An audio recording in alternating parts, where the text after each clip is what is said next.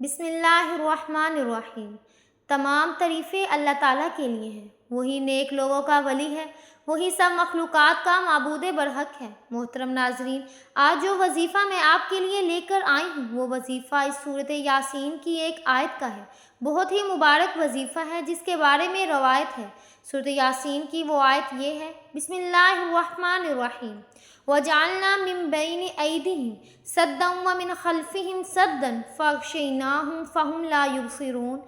اس سورۃ یاسین کی آیت نمبر 9 ہے۔ اس آیت کا ایک وظیفہ بھی آپ کو بتایا جائے گا اور اس کے فضائل و برکات کیا ہیں ان کا ذکر بھی آپ سے کیا جائے گا، لہٰذا آپ نے ویڈیو کو غور سے سننا ہے اور آخر تک ہمارے ساتھ رہنا۔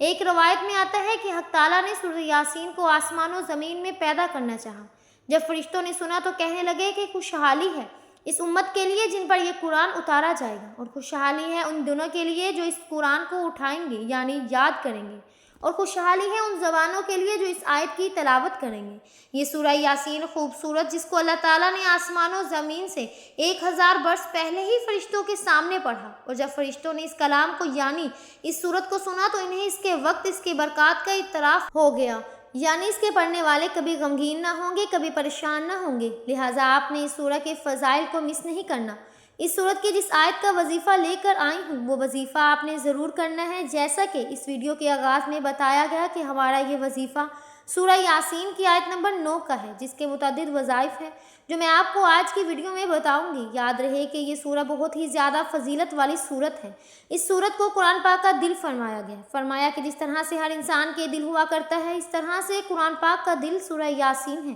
اور روایات میں آتا ہے کہ سورہ یاسین کا نام آسمانی کتاب دورات میں منورہ ہے کہ اپنے پڑھنے والے کے لیے دنیا آخرت کی بلائیوں پر مشتمل ہے، اور یہ سورت دنیا اور آخرت کی مصیبتوں کو دور کرتی ہے، آخرت کے خوف کو دور کرتی ہے۔ اس سورہ کا نام رافع حافظہ بھی ہے، یعنی مومنوں کو بلند کرنے والی اور کافروں کو پست کرنے والی۔ لیکن افسوس کہ آج کا مسلمان غیر اللہ کے پیچھے بھاگتا ہے اور اپنے ہاتھ غیروں کے سامنے پھیلاتا ہے، ان سے سوال کرتا ہے لیکن اللہ سے رجوع نہیں کرتا، اللہ کے قرآن سے رجوع نہیں کرتا جسے میں اللہ نے اپنے بندوں کے لیے ہر مسئلے کا حل رکھا، جس کو اللہ تعالیٰ نے مومنین کے لیے شفا کہا، مومنین کے لیے اسے رحمت کہا۔ یاد رہے کہ سورہ یاسین ایک ایسی عظیم و شان سورت اور ایک ایسی نعمت بابہائی ہے کہ جس کی روزانہ تلاوت کرنے والا، جس کا ہمیشہ ورد رکھنے والا، جس سے مشکلات و مہمات میں پڑھنے والا کبھی نامراد نہیں ہو سکتا۔ دنیا کی کوئی پریشانی ہو، مصیبت ہو، دکھ لا علاج بیماری ہو، بھوک فلاس ہو، ڈیرے ڈال رکھے ہوں، مصائب زمانہ نے گھیر لیا، زمین اپنی کشادگی کے بغیر تنگ ہوتی نظر آئی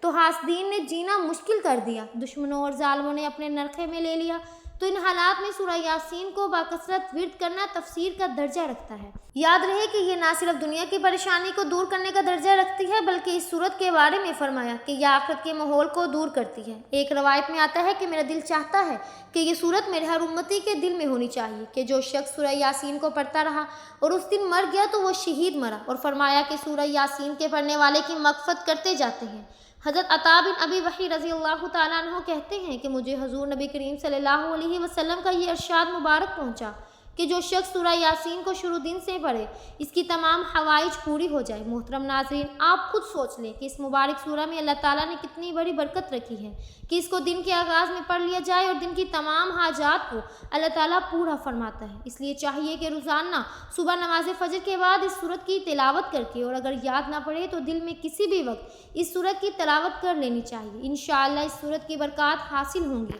لہٰذا بہتر یہی ہے کہ حدیث پاک کی پیروی میں شروع دن ہی کو پڑھ لیں تاکہ اس کا نور بھی حاصل ہو جائے گا۔ ہمارا یہ عمل بھی اس حدیث سے اخذ شدہ ہے کہ آپ نے روزانہ صبح کے وقت ایک بار اس سورت کو پڑھنا ہے، اور اس طرح سے پڑھنا ہے کہ بسم اللہ الرحمن الرحیم کے آغاز سے اس سورت کو شروع کرنا ہے، اور جب آپ سورہ یاسین کی آیت نمبر 9 پر پہنچیں تو آپ نے اس آیت کو 33 بار پڑھنا ہے، اور دل و دماغ میں آپ نے اپنی پریشانی اور اپنی مشکلات کا تصور کرنا ہے جن کو دور کرنا چاہتے ہیں۔ یاد رہے اس آیت کا ترجمہ یہ ہے کہ ہم نے ان کے آگے بھی ایک دیوار اور ان کے پیچھے بھی ایک دیوار کھڑی کر دی ہے، اور ان کے آگے پیچھے پردہ کر دیا وہ دیکھ نہیں سکتے، اور آپ نے یہی تصور کرنا ہے کہ اللہ تعالیٰ آپ کی مشکلات کے آگے پیچھے بھی دیوار کھڑی کرنے کا اور ان کی مشکلات پر، پریشانیوں پر پردہ ڈال دے گا۔ اس تصور کے ساتھ آپ نے اس آیت کو 33 بار پڑھنا ہے، اور اس کے بعد سورہ کو مکمل کر لیں اور اپنی مشکلات کے لیے، اپنی پریشانیوں کے لیے دعا کریں۔ یہی وظیفہ آپ دشمنوں سے حفاظت کے لیے بھی پڑھ سکتے ہیں۔ کسی سے آپ پناہ چاہتے ہیں تو اس مقصد کے لیے بھی وظیفہ کریں، انشاءاللہ فائدہ ہوگا۔